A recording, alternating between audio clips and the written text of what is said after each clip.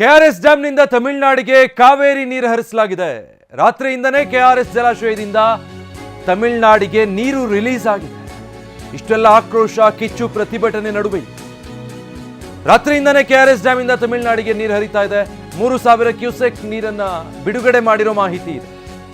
ಮಂಡ್ಯ ಜಿಲ್ಲೆ ಶ್ರೀರಂಗಪಟ್ಟಣದ ಕೆಆರ್ಎಸ್ ಜಲಾಶಯದಿಂದ 3000 ಕ್ಯೂಸೆಕ್ ನೀರನ್ನ ತಮಿಳುನಾಡಿಗೆ ರಿಲೀಸ್ ಮಾಡಲಾಗಿದೆ.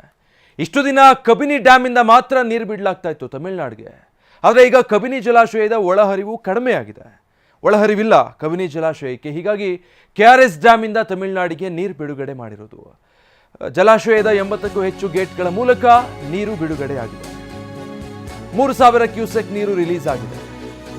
ಸೊ ಇದನ್ನ ಖಂಡಿಸಿ ಈಗ ಪ್ರತಿಭಟನೆ ಕಾವೇರಿ. ಮಂಡ್ಯ ನಗರದ ಸಂಜಯ ವೃತ್ತದಲ್ಲಿ ರೈತರು ಪ್ರತಿಭಟನೆಗೆ ಮುಂದಾಗಿದ್ದಾರೆ.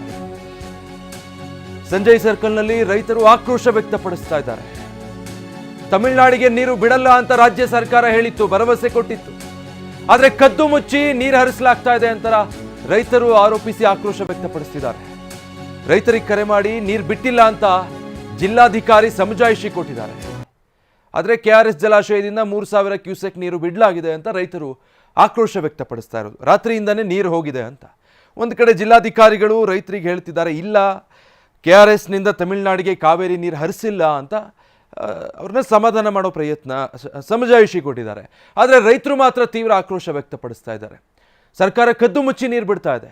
ನೋಡಿದ್ರೆ ಒಂದು ಕಡೆ ನಾವು ತಮಿಳುನಾಡಿಗೆ ನೀರು ಬಿಡೋದಿಲ್ಲ ಅಂತ ಹೇಳುತ್ತೆ ರಾಜ್ಯ ಸರ್ಕಾರ ಅಧಿಕೃತವಾಗಿ, ಮೇಲ್ಮನವಿ ಹೋಗ್ತೀವಿ ಅನ್ನೋದನ್ನು ಹೇಳುತ್ತೆ. ಆದರೆ ಮತ್ತೊಂದು ಕಡೆ ರಾತ್ರೋರಾತ್ರಿ ತಮಿಳುನಾಡಿಗೆ ನೀರು ಹರಿಸಿದ್ದಾರೆ ಅಂತ ರೈತರ ಆಕ್ರೋಶ.